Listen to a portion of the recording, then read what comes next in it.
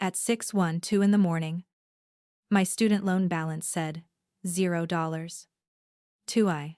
Lean. Not deferred. Not paused. Not forgiven. Paid in full. $103,486.92 had vanished overnight. And the only person I had spoken to after midnight was a soaked man behind a pizza shop who had asked me if I could spare one slice. My name is Maya Jensen. I was 24 years old, a second-year nursing student in Philadelphia. And at that moment, I was standing barefoot in my kitchen, with my laptop open on a chair because my table had been sold 3 months earlier to cover rent. I refreshed the loan portal so many times my hand started shaking. Every time, the number stayed the same. 0. Clean. Impossible. I had not entered a contest. I had not applied for a miracle grant. I did not have a rich boyfriend hiding in the background or some long-lost uncle who believed in redemption. What I had was a cracked phone, 2 overdue utility notices, a fridge with mustard and 1 egg, and a family that had spent years telling me my debt was proof I had reached too high. The rain had started the night before just as my shift ended at the student simulation lab. I worked there, cleaning equipment and resetting practice rooms after other nursing students learned injections, wound packing, and CPR on rubber bodies that never complained. The job paid $14 an hour and let me study between tasks, which meant I had become very good at memorizing anatomy while wiping fake blood off plastic arms. That night, I had $19.30 in my bank account. Rent was due in 4 days. My clinical shoes had a split near the left toe, and I had been stuffing a folded paper towel inside to keep my sock dry. I was hungry in the dull, ugly way that does not feel dramatic. It just sits behind your ribs and reminds you that pride does not have calories. I stopped at Sal's Pizza because they sold 2 slices and a soda for $6 after 10. Sal knew me by then. He never said anything when I counted coins on the counter. He just slid the plate toward me, sometimes with a burnt corner piece tucked under the good slice, like it had been an accident. I always pretended not to notice, because kindness is easier to accept when both people agree to call it something else. I bought the special, skipped the soda, and asked for a small box instead. I told myself I would eat 1 slice walking home and save the other for breakfast. That was the kind of math my life had become. Not algebra. Not pharmacology dosage calculations. Pizza fractions. Bus fare versus laundry. Shampoo versus printer paper. Hope divided by interest rates. The man was sitting in the alley beside the pizza shop, under the narrow awning where the rain still reached his shoes. He looked maybe late 50s. Maybe older. With a gray beard, a soaked navy coat, and hands folded so tightly I noticed the knuckles first. There was a cardboard cup near him, but he was not shaking it. He was just sitting there like he had run out of places to pretend he was going. I almost walked past. I wish that made me sound cruel. But it was more honest than that. I was tired. I was cold. I had 1 meal left in the world. And I had learned that need can make decent people look away from other people's need because they are afraid it will recognize them. Then he looked up and said, "Miss, I'm sorry. Do you know if that place throws away food at closing?" His voice stopped me. It was not the voice of a man trying to hustle me. It was quiet, embarrassed, and carefully polite. The way people speak when they are still trying to protect the last piece of themselves that has not been humiliated. I looked at my pizza box. Then I looked through the window at Sal wiping down the counter. Closing was over. The lights were already dimming. I asked him if he wanted a slice. He said, "Only if you have enough." That was the sentence that did it. Not because it was noble. Because nobody in my family had ever asked me that. They asked what I could give. They asked why I could not give more. They asked why I was making things difficult. But they never asked if I had enough before they took. So I sat down under the awning beside a man I did not know and opened the box between us. Rain tapped on the metal above our heads. My backpack was heavy against my shoulder, packed with textbooks I had bought used. pages curled and highlighted by 3 strangers before me. He took the smaller slice, which told me he had been raised with manners or pain. Sometimes those two things look the same. He said his name was Daniel. I told him mine. We ate quietly for a minute, watching water rush along the curb in silver sheets. Then he asked what I studied. And I told him nursing. He smiled a little. Not wide. Just enough to change his face. That's not easy work, he said. People think care is soft until they need it. I laughed because I had never heard it said that way. Most people heard nursing student and said I would always have a job. As if that erased the debt. The exhaustion. The unpaid clinical hours. The patients who called you sweetheart while you cleaned them. And the instructors who could smell fear across a room. Daniel listened like every detail mattered. That made me talk more than I meant to. I told him I had 1 semester left before my final clinical rotation. I told him my loans were over $100,000 because my mother had died when I was 17. And after that, everything that was supposed to help me turned into paperwork I was too young to understand. I did not tell him the worst part right away. Some stories have locks on them. Mine had several. My mother, Eliza, had been a respiratory therapist. She kept a blue folder in the kitchen drawer labeled Maya College, written in her careful block handwriting. Inside were savings statements, scholarship notes, and a letter she made me promise not to open until graduation. She used to tap that folder and say, "This is not charity. This is a launch pad." I believed her because children believe the adult who packs their lunch and checks their fever at midnight. After she died, my stepfather, Rick, said the money had to be used for family stability. That was his phrase. Family stability paid the mortgage for 6 months, covered my stepsister Lauren's car repair, and somehow became a new sectional sofa that nobody was supposed to question. When I asked about college, Rick said, "Your mother would have wanted you to understand sacrifice." Lauren cried in the background. Not because she felt bad, but because she hated conflict that was not centered on her. I signed my first loan papers at 18, with Rick standing behind me and my guidance counselor saying, "This is normal." Maybe it was. That was the terrifying thing. So much harm wears a normal face. Interest rates, parent signatures, family meetings, adults telling a teenager to be realistic while helping themselves to the only cushion her dead mother left behind. By 21, I had stopped going home for holidays. Not because I was brave. Because every visit cost me something I could not afford. Rick asked for money once I had a campus job. Lauren joked at Thanksgiving that I was the expensive one because my education had become a family legend stripped of facts. My Aunt Debbie said I should be grateful they did not kick me out sooner. Gratitude, in my family, meant smiling while someone emptied your pockets. The final break happened 6 months before the night in the rain. Lauren got engaged to a man named Parker, whose family owned 3 dental practices and still somehow expected my side to contribute to a wedding that looked like a magazine cover. Rick called me on a Tuesday and said they needed me to co-sign a personal loan because my credit was cleaner than his. He said it like my clean credit was a family resource. Like my pulse. When I said no, he went silent in that heavy way men use when they want the room to shrink around you. Then he said, "After everything we did for you, this is how you act." I was standing in a hospital hallway outside a patient room, wearing scrubs with someone else's blood pressure reading written on my wrist. I remember looking at the wall clock and thinking, if I say yes, they will keep taking until there is nothing left. So I said no again. Rick called me selfish. Lauren texted that I was ruining her only special year. Aunt Debbie sent a paragraph about family loyalty, ending with, "Your mother would be ashamed of the woman you turned into." That line did not make me cry at first.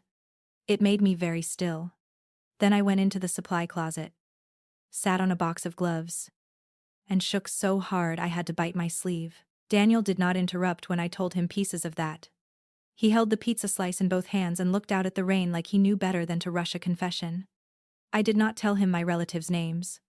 I did not tell him about the blue folder still missing from my mother's drawer. I did not tell him I sometimes searched used furniture listings, wondering if the sectional had been sold, and if my mother's handwriting had been thrown away with old receipts. When I finished, I felt embarrassed. It is strange how shame attaches itself to the person who was hurt instead of the people who did the hurting. I wiped my hands on a napkin and tried to laugh it off. Sorry, I said. You asked what I studied. And I gave you the tragic student loan documentary. Daniel looked at me then. Really looked. And his expression made my throat tighten. He said, You shared your last meal with me. Didn't you? I lied immediately. No. I have food at home. He glanced at my backpack. My wet shoes. The way I had wrapped the second napkin around the crust to make it last longer. He did not call me out. He only nodded once. As if he had filed the truth somewhere private. Before I left, he asked if I believed people ever got what they deserved. I thought about Rick sitting in my mother's kitchen, using her word sacrifice like a weapon. I thought about Lauren's wedding registry with a $600 espresso machine on it. I thought about myself calculating whether I could afford tampons and bus fare in the same week. Not usually, I said. But I still think we should act like they might. Daniel smiled at that. And for 1 second he looked less homeless than hidden. I noticed his coat then. It was old and soaked. But the stitching was beautiful. The kind of thing you only notice if you have spent your life making cheap things last. His hands were rough. But his watch was missing. Not absent. There was a pale band on his wrist where one had been. I gave him the last napkin and stood. He thanked me by my name. Not miss. Not young lady. Maya. There was something in the way he said it that felt like a promise. But I was too tired to understand it. I walked home in the rain with an empty pizza box under my arm because the trash cans were overflowing and because, for some reason, I could not bring myself to throw it away. That night, I slept 4 hours in a hoodie because my apartment heat clicked but never warmed. At cinch sech, she opta. My phone buzzed with an email from my loan servicer. I almost deleted it without opening it because those emails never brought good news. Then I saw the subject line. Payment confirmation. My stomach dropped before my brain caught up. The payment had posted at 341 a.m. It covered the full balance. Principal. Interest. Fees. Every predatory little number that had followed me from 18 to 24 like a shadow. The payer name was not shown on the portal. Just an authorization code and the words external account. I stared at them until the letters blurred. Then my phone rang. It was a number I did not know. But the area code was local. I answered with my heart pounding so hard I could hear it in my ears. A woman's voice said, Maya Jensen. This is Patricia Bell, from the financial aid office. We need you to come in today. There's been an unusual payment on your account. And the person who made it left something for you. I gripped the back of the chair. Who was it? I asked. Patricia paused. And in that pause, the whole apartment felt too quiet. Then she said, He asked us not to explain over the phone. But he said you would recognize the blue folder. Patricia Bell looked smaller than her voice. She was in her early 60s. With silver hair pinned at the back of her neck and reading glasses hanging from a chain. Her office smelled like printer toner and lemon tea. On her desk sat a sealed manila envelope with my full name, written across the front in blue ink. The kind of careful handwriting that made my chest hurt before I even touched it. I asked again, who had made the payment. Patricia folded her hands like she had practiced not saying too much. The payment came through an educational foundation, she said. It cleared. It's legitimate. We verified it with the servicer and our bursar's office before we contacted you. I heard the words. But they did not settle. Legitimate. Cleared. Verified. Those were adult words. Institutional words. The kind that had failed me before. Then she slid the envelope toward me. The donor asked that you receive this first. My fingers looked too pale against the paper. For a second, I could not open it. I was afraid of a prank. A mistake. A trap with interest hidden inside. People who grow up having help turned into leverage do not know how to hold a gift without looking for the hook. Inside was a photograph, a folded note, and a copy of a document I had not seen since I was 17. The photograph was of my mother in blue scrubs, standing beside a man in a hospital hallway. She was younger than I remembered and laughing at something out of frame. The man beside her had dark hair then. Not gray. But I knew his eyes. Daniel. The man from the alley. I sat down because my knees stopped pretending. Patricia did not rush me. The note was written in the same neat handwriting as the envelope. It said, Maya, your mother fed me coffee and dignity during the worst year of my life. Last night, you gave both back to me without knowing my name. This payment is not charity. It is a debt repaid in the direction she would have wanted. Under the note was a copy of a scholarship pledge from 13 years earlier. My mother's name was on it as a witness. Daniel Whitaker. Whitaker Medical Equity Fund. 2 signatures. A small handwritten line near the bottom read, Future nursing support reserved at Elise Jensen's request. For Maya. If she chooses care work. I read that sentence until it became a wound opening and closing. Patricia explained what she knew. Daniel Whitaker had once been a hospital administrator and later built a foundation that paid tuition and debt for healthcare workers from low-income backgrounds. Years ago. Before the foundation became formal. My mother helped him organize patient hardship files, after his wife died from complications no one wanted to admit were preventable. Elise had not asked for money. She had asked him to remember students like me. I should have felt joy. Maybe part of me did. But mostly I felt anger so old it had learned to sit politely. Because my mother had made plans. Not vague wishes. Not sentimental promises. Plans. And Rick had spent years acting like my life had become expensive by accident. Like my debt was the natural result of my ambition, instead of the result of adults moving quietly around a grieving teenager. Patricia handed me a tissue. Though I had not realized I was crying. There's something else, she said. Mr. Whitaker asked whether you still had your mother's original college folder. He said she kept copies of everything. I laughed once. Sharp and ugly. It sounded nothing like me. No, I said. My stepfather said it disappeared after she died. Patricia's expression changed. Not dramatically. But enough. She had worked too many years in financial aid not to recognize that sentence. She asked whether I wanted to file anything with the school regarding financial misconduct. But I told her I needed time. That was true. It was also not true. I needed time. But I also needed air. And I needed to stand somewhere. Rick's voice could not reach me. I left campus with the envelope pressed inside my jacket. Philadelphia looked the same as it had the day before. Buses hissed at corners. Coffee shops opened their doors. Students walked fast with earbuds and bright backpacks, unaware that a person could be cracked open on an ordinary sidewalk while everyone else continued buying lattes. I wanted to call my mother. That was the first impossible thing grief taught me to want. Instead, I called no one. I went home. I locked my apartment door and spread the papers on the floor because I still did not own a table.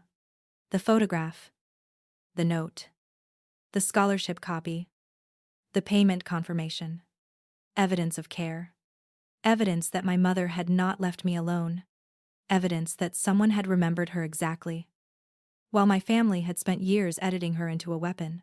By noon, my phone had started buzzing. Not from the loan servicer. From Lauren. I stared at her name until the screen went dark. Then it lit again. Then Rick. Then Aunt Debbie. Then Lauren again. They had a way of arriving together when they wanted something. Like a storm front with different phone numbers. I did not answer.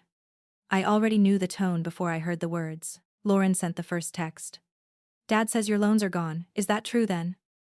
Before I could decide whether silence was a response, she sent another. Maya. Call us. This affects the whole family. That sentence made my face go still. I had spent 6 years choking on debt they helped create. And now that it was gone, it somehow belonged to them. Rick's voicemail came next. His voice had the familiar restraint of a man trying to sound reasonable while tightening a fist behind his back. Maya. I don't know what kind of stunt this is, but you need to call me. If someone gave you that kind of money, there are obligations. We need to discuss what's fair. Lauren's wedding costs have gotten out of hand. And you know your mother believed in family, helping family. There it was. Fair. Family. My mother. The old triangle. He could not even wait one day before trying to drag her name into his mouth again. I replayed the voicemail twice. Not because I enjoyed pain, but because nursing had taught me to chart symptoms accurately. Rick was not shocked that I had been freed. He was offended that he had not been given access. The second voicemail was worse because Lauren was crying. Real tears. Probably. But real tears do not always mean real remorse. Maya. I don't understand why you're punishing us. Dad said if your debt is gone, maybe you can help with the venue deposit. Parker's parents already think our family is embarrassing. And now you're acting like we're strangers. Mom would never want you to abandon us. She called my mother Mom when she needed something. The rest of the time, Elise had been your mom. The woman whose old mugs Lauren packed away because they made the kitchen feel depressing. I sat on the floor with my back against the cabinet and let the anger move through me slowly. Not hot. Not loud. Just steady enough to keep me from breaking. The consequences of my mother's death had never arrived all at once. They came in small, legal-looking pieces. A closed bank account. A missing folder. A signature on loan paperwork. A bedroom turned into storage before I graduated high school. A family dinner where Rick said grief did not excuse laziness because I had forgotten to unload the dishwasher after a 12-hour weekend shift. When I left for college, he did not help me move. He said gas was expensive. My roommate's father carried my boxes up 3 flights of stairs while Rick sent a thumbs-up emoji. That night, I slept on a bare mattress because I could not afford sheets yet. And I told myself independence was supposed to feel lonely. It took years to admit that what I felt was abandonment with better branding. Nursing school did not save me quickly. It saved me in pieces. The first time I started an IV successfully. My instructor nodded, like competence was a fact. Not a favor. The first time an elderly patient squeezed my hand and said I made her feel safe. I carried that sentence for weeks. Care work taught me that pain was real even when nobody else wanted to validate it. Especially then. But debt was a leash. Every choice had a number attached. I turned down unpaid research because I needed cash. I skipped classmates' birthdays because splitting a restaurant bill meant losing groceries. I dated one person for 3 months and ended it after he joked that marrying a nurse would be financially strategic. I did not have the energy to explain that I was nobody's strategy. And through all of that, my family treated my struggle like evidence of character failure. Rick told relatives I insisted on an expensive private program. Which was not true. I went where I received the best clinical placement and enough aid to survive. Lauren said I acted superior because I used medical terminology at dinner. When really I was just trying to keep hold of the world I was building. The worst part was that they remembered my mother only when she could be used against me. Elise would forgive. Elise would share. Elise would understand. Nobody ever said Elise would protect. Nobody ever said Elise worked nights so I would not have to beg. Nobody ever said Elise labeled that blue folder because she knew the people around us might confuse access with ownership. That afternoon, I did something I had been too afraid to do for years. I called Sal's Pizza and asked if Daniel had come by. Sal went quiet. Then said he had not seen him since closing. That guy wasn't regular homeless.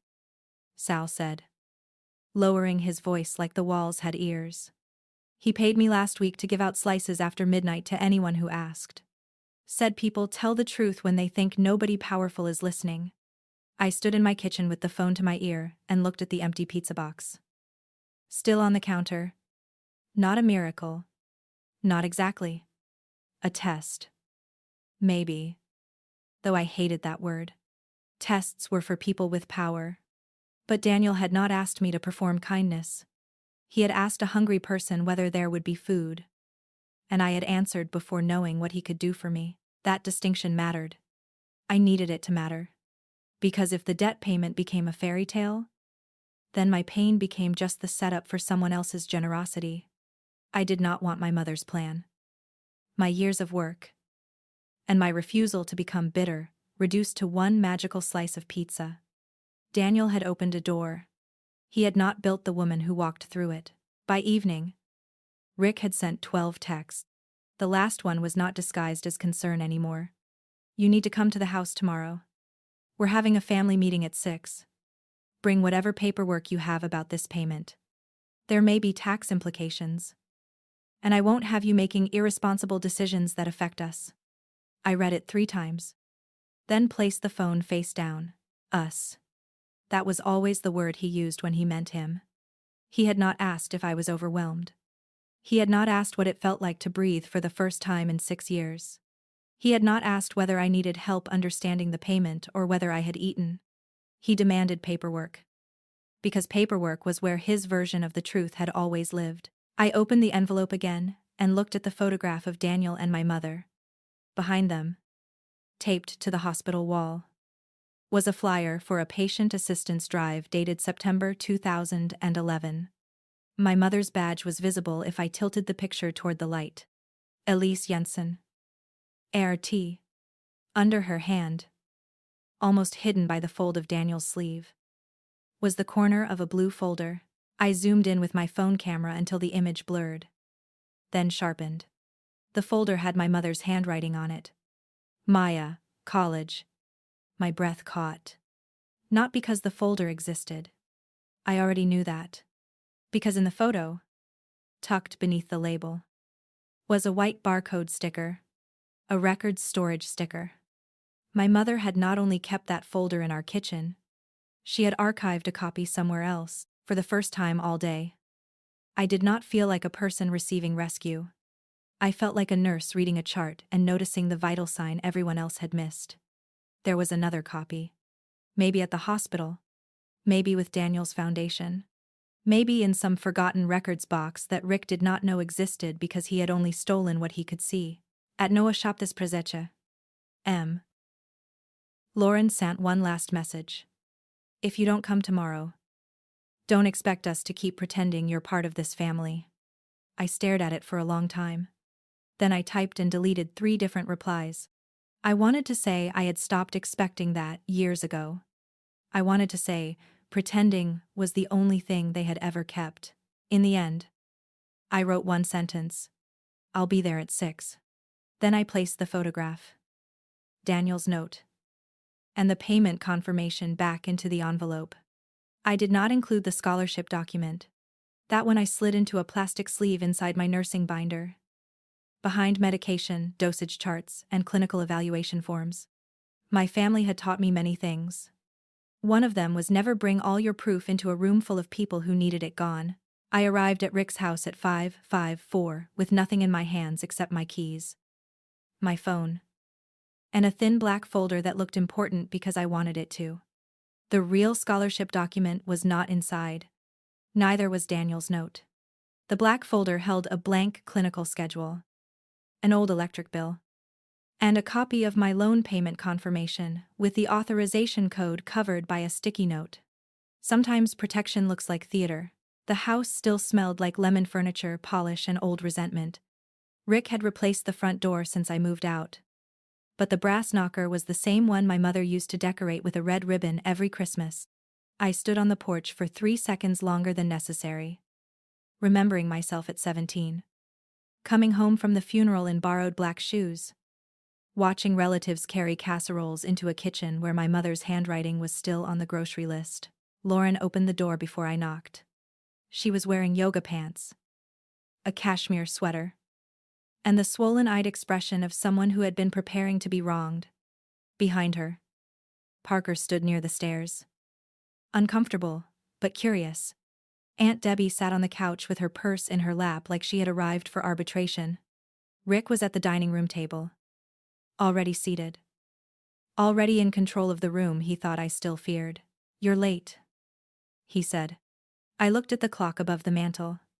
It was 5:56. I'm early, I said. The words came out calmer than I felt. That was one thing I had learned from instructors and patients and emergency codes. Your body can tremble. Your voice does not have to report it. Nobody hugged me. Nobody asked how I was. Lauren's eyes went straight to the folder. And Rick's followed. I sat at the table across from him, not in my old chair. Because my old chair had been replaced by a taller, upholstered one that looked like it belonged in a staging catalog. Small thing. Sharp thing. Proof that even furniture can help a family erase you quietly. Rick began with a sigh. Maya. This is not an attack. That was how he always started attacks. He folded his hands on the table. But when a large amount of money enters a family situation, there are responsibilities. We need transparency. You're young. You don't understand tax exposure. Gift reporting.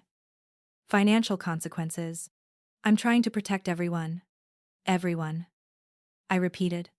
Aunt Debbie nodded like she had heard wisdom. Lauren sat beside Rick and wiped under one eye. Parker looked at me. Then, away. He was learning the family choreography in real time. Rick would sound rational. Lauren would look wounded. Debbie would say tradition. I would be expected to feel ashamed for making them perform. Rick asked me to show the paperwork. I placed the payment confirmation on the table. He reached for it immediately. But I kept my fingers on the corner. You can look, I said. You can't keep it. His jaw flexed. Don't be dramatic. I did not move my hand. You can look, I repeated. You can't keep it. That was the first moment the room changed. Not loudly. Just enough. Boundaries are quiet until someone who benefited from your lack of them hears one out loud. Rick scanned the page, frowning at the covered authorization code. Why is this hidden? He asked. Because it's mine, I said. Lauren made a small offended sound. Aunt Debbie whispered my name like I had knocked over a church candle. Then Lauren leaned forward. Maya. Nobody is saying you don't deserve help. But Parker's parents already paid the photographer deposit. And Dad put down money on the venue. We're under a lot of pressure. You don't have that debt anymore. You could help. Just this once. Her voice broke beautifully on the last 3 words. I had to admit she had practice. I looked at her engagement ring. It was large enough to catch the chandelier light in hard little flashes. How much are you asking for? I said. Rick answered before Lauren could. 30,000 would stabilize things. Parker's head turned sharply toward him. That told me Parker had not known the number. Interesting. Stabilize, I said. For a wedding? Rick's tone cooled. For family reputation. There it was again. The altar where everything good in me was supposed to be sacrificed. He leaned back. Your mother understood reputation. She understood that family members don't hoard blessings while others struggle.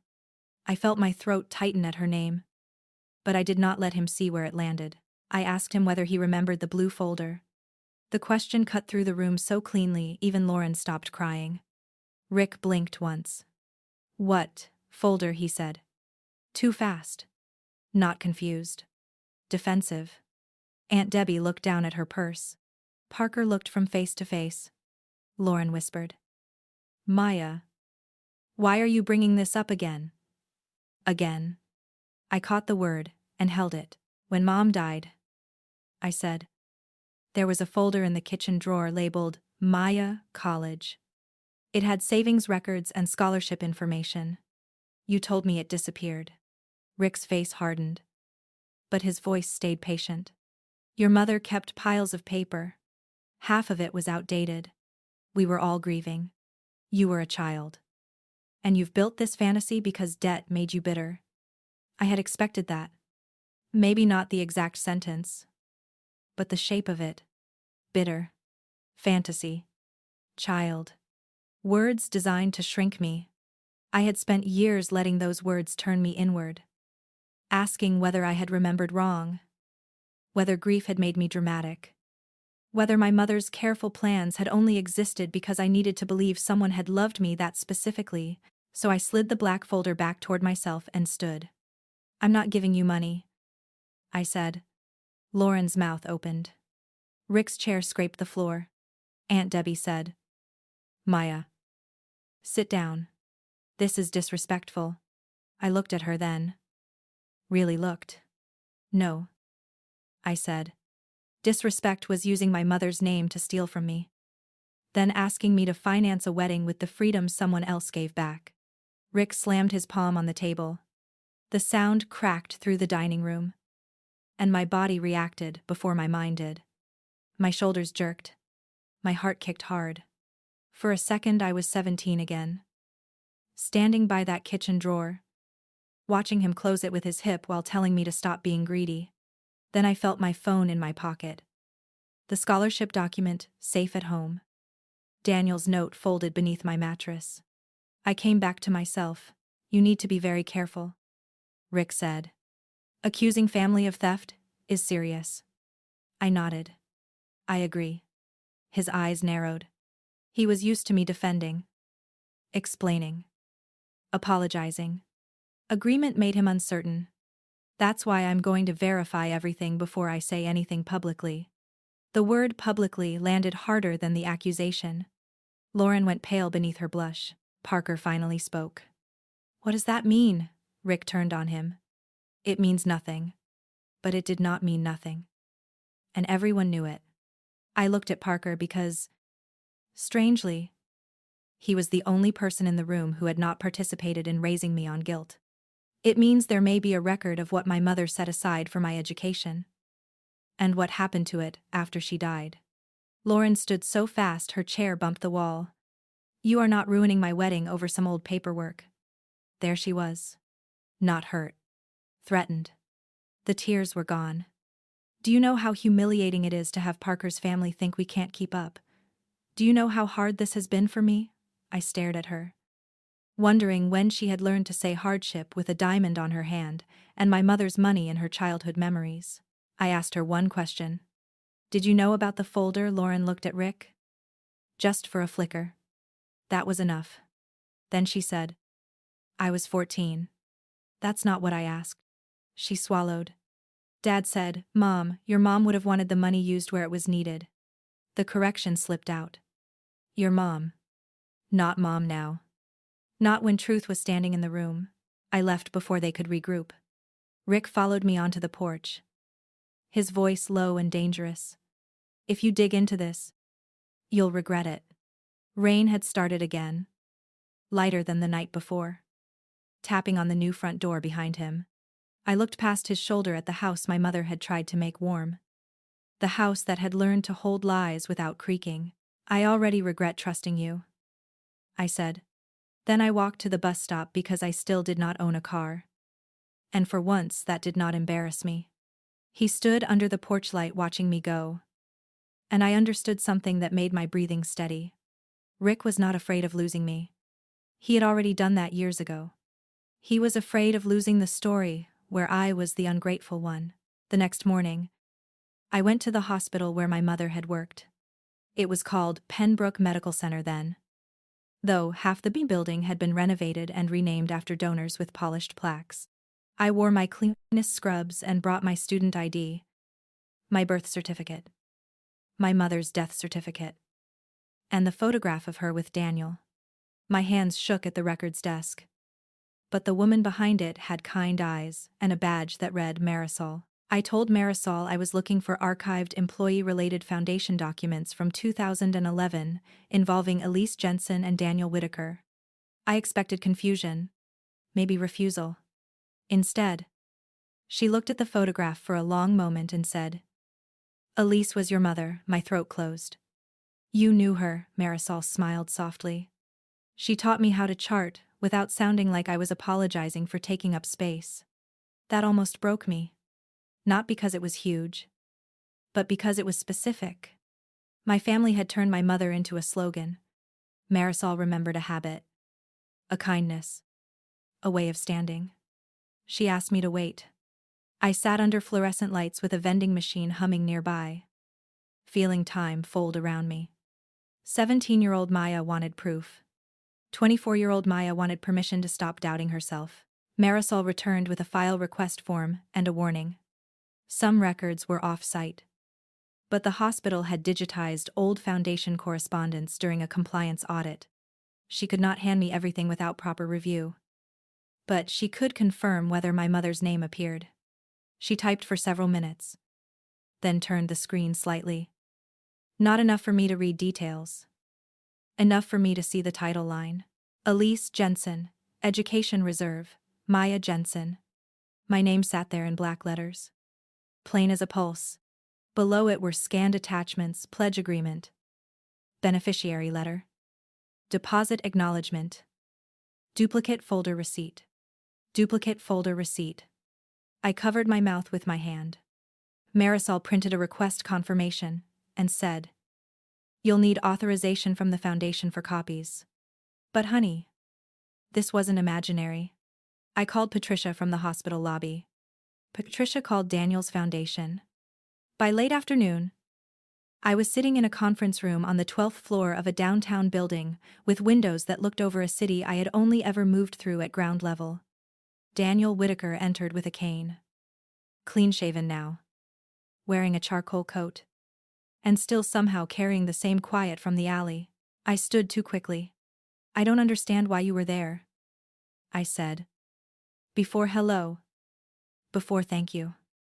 Before anything graceful." Daniel nodded, like he had expected that. "Because money changes how people speak to you," he said. I needed to remember how people speak when they think you have none. I did not know if I liked that answer, but I believed it. He told me he had been doing anonymous outreach near hospitals and campuses for months, trying to understand where the Foundation's emergency food grants were failing. "Your mother used to say systems don't break loudly," he said. "They leak quietly until the people underneath drown." Hearing him quote her felt like finding her handwriting on a wall I had walked past for years. Then he placed a real blue folder on the table. Not the kitchen one. A duplicate. The label was a photocopy of my mother's handwriting, taped under clear plastic. Inside were bank statements. A letter from Elise naming me as the intended beneficiary of a private education reserve. And correspondence showing Rick had been notified after her death that supporting documents existed through the Foundation. But no funds would be released directly to him. I read the letter with my hands flat on the table so they would not shake. My mother had written that if anything happened to her, educational support should follow me. Not my household. She had underlined not my household. She had known. Maybe not everything. Maybe not the exact shape of Rick's selfishness. But enough to build a door behind the wall. Daniel said the reserve had not been enough to cover everything, because the Foundation was informal then, and my mother's own savings were separate. When Rick failed to submit my enrollment paperwork through the proper channel, the early support stalled. Later, when the fund matured and Daniel's Foundation formalized its records, my name remained tagged. "I should have found you sooner," he said. I wanted to absolve him, but honesty kept me still. "Yes," I said quietly. "You should have." His face changed with the weight of it. He did not defend himself. That mattered more than an apology shaped for comfort. "I know," he said. "That's why the debt was paid first. Explanations don't help while interest is eating someone alive." There was one more document. A receipt showing my mother's personal college savings account had been closed 8 days after her funeral. Authorized by surviving spouse. Amount withdrawn $18. T by Sishar. Shalou. I stared at the number until it burned into me. It was not the full debt. It was not even close. But it was the beginning. The first theft is not always the largest. Sometimes it is the one that teaches thieves you will survive quietly. Daniel asked what I wanted to do. Not what I should do. Not what would look generous. What I wanted. I thought about Rick's palm slamming the table. Lauren saying I was ruining her wedding. Aunt Debbie guarding the old family myth like a purse on her lap. Then I thought about my mother's underlined words. Not my household. "I want copies," I said. Certified, if possible. And I want to know exactly what I'm legally allowed to say. Daniel nodded and called in the Foundation's general counsel, a woman named Renee Alvarez who spoke with the clean precision of someone who never wasted sharp tools. She explained my options without pushing me toward any of them. Civil claim. Demand letter. Report. Private confrontation. No contact. Boundaries, she said, were also an action. By the time I left, I had a packet sealed in a Foundation envelope and a scanned copy scheduled to be emailed to me. My phone showed 16 missed calls from Rick and Lauren combined. One text from Parker appeared near the bottom. I don't know what happened before I came along. But Rick is telling people, you got money from a stranger and now you're threatening the family. Thought you should know. I stood on the sidewalk outside the building as evening settled over the city. Cars moved in slow lines. Office lights blinked on above me. For the first time, I understood the shape of the next day. Rick would not wait. He would try to poison the room before I entered it. He would use reputation, because reputation was the only court he trusted. So I replied to Parker. Ask him to invite whoever he already told. Then I texted Lauren. Rick. And Aunt Debbie in the same thread. Tomorrow at 6. Same house. Since you wanted a family meeting, we'll finish it properly. Bring Parker. Bring anyone you've told I'm selfish. I have Mom's folder now. Nobody replied for 7 minutes. Then Rick called. I watched his name flash on the screen until it stopped. He called again. Then Lauren. Then Aunt Debbie. I did not answer any of them. I walked home with the Foundation envelope against my chest. Feeling fear move beside me, like an old dog that no longer owned the leash. The second family meeting had an audience. Rick had made sure of that. Just not in the way he intended. When I stepped into the house at 5:59, Parker's parents were sitting stiffly on the sofa, dressed like people who had expected cocktails and found a crime scene instead. Aunt Debbie was there again. Lauren stood by the fireplace, pale and furious. Rick sat at the dining room table with printed screenshots in front of him, ready to prosecute me with his version first. He smiled when he saw the Foundation envelope in my hand. Not warmly. Not kindly. The way a man smiles when he thinks a younger woman has brought rope to hang herself with. Good, he said. Since you insisted on dragging private family matters into the open, we can all hear exactly why you think you're entitled to destroy your sister's wedding and accuse people who raised you. I did not sit. That bothered him. It bothered all of them. I think. Because rooms have habits. And my habit in that house had always been to shrink into a chair and let louder people define reality. I placed the blue folder on the dining table. The photocopied label faced up. Maya College. My mother's handwriting sat between us like a witness who had finally returned. Lauren inhaled sharply. Parker's mother leaned forward, confused. Rick looked at the folder for half a second too long before he laughed. That could be anything, he said. Your mother kept recipes in folders. I nodded once. She did. But not this one. My voice sounded quiet enough to make him strain to hear it. That gave me more control than shouting ever would have. I opened the folder and removed the first document. This is a Foundation pledge witnessed by Elise Jensen in 2011. Reserving future educational support in my name if I entered healthcare. I placed it on the table. This is a hospital archive confirmation showing a duplicate folder was stored with Foundation records. Another page. This is my mother's beneficiary letter. Signed and dated. Stating support should follow me. Not the household. Parker's father reached for his glasses. Lauren said. This is insane. But her voice had lost its shine. Rick stood. You don't know what any of that means. I looked at him. That's why I asked counsel before coming. The word counsel moved through the room like cold air under a door. Aunt Debbie's fingers tightened around her purse straps. I removed the final page slowly. Because some truths deserve ceremony. And this is the receipt from Mom's college savings account. Closed 8 days after her funeral. $18,700, $42.16 withdrawn by surviving spouse. I turned the paper so everyone could read it. That was not old paperwork. That was not grief. That was money meant for my education. Rick's face changed then. Not into guilt. I might have respected guilt.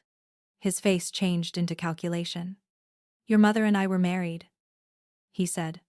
Household expenses don't stop because someone dies. You were a child. You have no idea what I carried.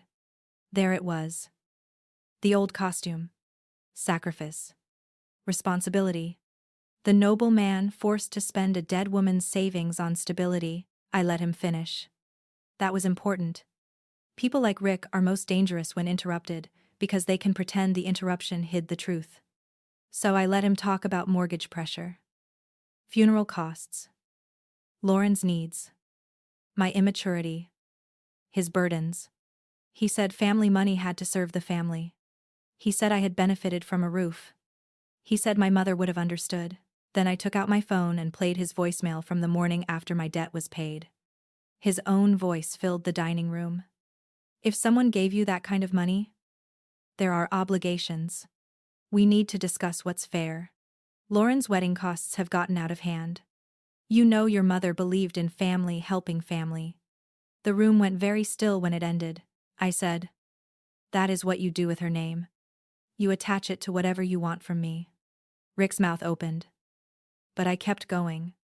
You used it when you took her savings. You used it when I had to sign loans at 18. You used it when I refused to co-sign Lauren's wedding debt. You used it yesterday when you asked me for $30,000. Parker turned to Lauren. 30,000. She closed her eyes. That tiny movement told him everything he needed. His mother stood. But his father touched her arm, silently asking her to wait. Aunt Debbie whispered, Rick. What did you tell us? For the first time in my life. Someone asked him for an explanation instead of asking me to absorb one. Rick pointed at me. His hand shook just slightly. She's manipulating all of you. She got a rich man to pay her loans. And now she thinks she's better than the family that took her in. The phrase took her in almost made me smile. Not because it was funny. Because it was finally honest. He had never seen me as his child. He had seen me as a dependent who owed rent and gratitude. I took Daniel's note from the folder. I had not planned to read it. But the moment asked for it.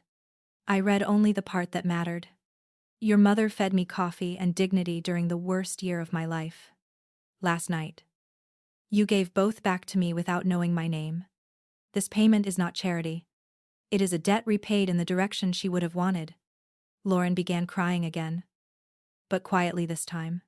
Not performance. Fear. Parker looked at her with an expression I would not have wanted aimed at me. Did you know? He asked. She shook her head too quickly.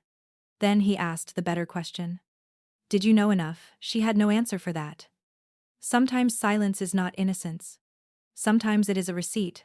Rick tried to grab the folder. I moved it back before his fingers touched it. Renee had told me he might do that. She had also told me not to bring originals. And I had listened. These are copies, I said. Certified scans are already with the Foundation and Council. If anything disappears from this room, it changes nothing except how desperate you look. That was when he finally lost control. Not violently. Not enough to make a movie out of it. He simply shouted my mother's name like it belonged to him. Elise would be disgusted by this. The sentence hit the wall and fell dead. I looked at him. And for the first time, his use of her name did not enter me. It stayed outside where it belonged. No, I said. Elise built a backup plan because she knew love without protection is just hope with no lock on the door. My voice shook then. But I did not apologize for it. She protected me. Daniel remembered me.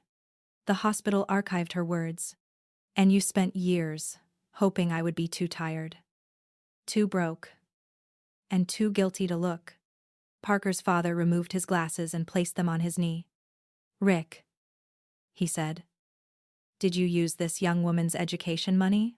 Rick looked around the room, searching for the old exits. Authority, outrage, grief. None of them opened. I used household funds for household survival, he said. Parker's mother stood then. That is not an answer. Her voice was cold enough to make Lauren flinch. I did not stay for the rest of their collapse. That surprised everyone. Maybe they expected me to demand repayment on the spot. To cry until someone comforted me. To turn the room into a trial where Rick could keep fighting. But I had not come for his confession. I had come to remove his version from the table and replace it with paper. Dates. Signatures. And my mother's real voice. Before I left, I placed one final document in front of Rick. It was Renee's letter. Not a lawsuit. Not yet. A formal notice requiring preservation of records related to my mother's estate, education funds, and communications about my loans. Do not contact me directly again, I said. If you have something to say, send it through counsel. Aunt Debbie gasped as if boundaries were profanity. Lauren followed me to the porch. Rain had started again because apparently that was the weather this story wanted. She wrapped her arms around herself and looked younger than 26 for the first time in years. Maya, she said. I didn't know all of it. I believed her. That was the hard part. She had not known all of it. She had only accepted the parts that made her life easier, I said. You knew enough to ask me for money before asking if I was okay, she cried then. Truly. What am I supposed to do? I looked past her at the brass knocker, with no Christmas ribbon. At the house that had once held my mother's soup recipes and oxygen textbooks, and blue folder. Start telling the truth, I said. Even when it costs you something. The aftermath was not clean. Real life rarely gives you a single closing scene with music swelling in the background. Parker postponed the wedding within 48 hours. His parents withdrew their contribution until financial representations were clarified. Which was a polite way of saying they no longer trusted Rick. Aunt Debbie called twice. Left one apology, shaped mostly like embarrassment. And then sent a card with no return address. Rick did not apologize. He sent one message through Renee claiming he had acted under extreme bereavement pressure and wanted to resolve matters privately. Renee replied with questions. Dates. And document requests. His lawyer, once he hired one, became much less poetic. The stolen savings were not enough to erase 6 years of debt. But it was enough to prove a pattern. Sometimes a small number can unlock a large truth. Daniel did not become my fairy godfather. I need that understood. He invited me to apply for a mentorship program through the foundation. And I did. I still worked. I still studied. I still woke up early and went to clinicals with my split shoe taped inside until my first stipend came through and I bought a new pair. Freedom did not make life effortless. It made effort finally point somewhere. I graduated 11 months later. Patricia Bell came to the ceremony. So did Mary Saul. Daniel sat in the back row with a cane across his lap. And when I walked across the stage, he did not clap loudly. He pressed 2 fingers to his lips and lifted them toward the air.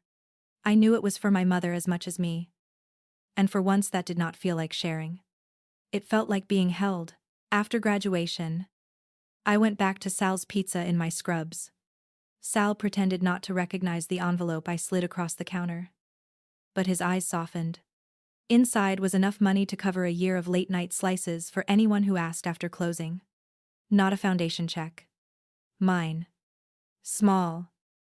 Compared to what had been paid for me. Huge. Compared to the $19.30 I once had. Sometimes people ask whether I forgave Rick. They ask it carefully. Like forgiveness is the final exam after pain. I tell them the truth. I stopped letting him owe me an apology I needed in order to live. That is not the same as forgiveness. It is not revenge either. It is eviction. I removed him from the room inside my head, where my mother's voice was supposed to be. The blue folder sits in my apartment now. In a real desk, I bought secondhand and sanded myself. Not because I need to look at it every day.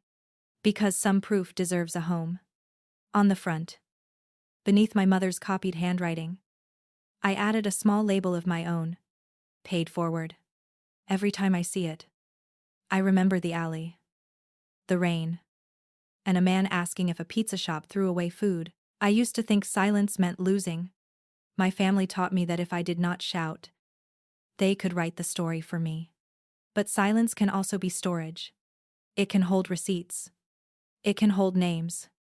It can hold the last calm breath before you set the truth down in the middle of a table and let everyone read what they worked so hard to bury. Family is not the people who say sacrifice while reaching for your plate. Family is not the person who uses a dead woman's name to make her daughter smaller. Family is the nurse who remembers your mother's charting advice. The financial aid officer who speaks gently. The stranger in the rain who turns out not to be a stranger at all. The person you become when you stop begging closed doors to open. That last slice of pizza did not buy me a miracle. Kindness is not a vending machine. I shared it because I knew what hunger felt like. And because my mother had raised me to believe care still mattered even when nobody rewarded it. The miracle was not that my debt disappeared. The miracle was that once the balance hit zero, I finally understood I had never been the debt.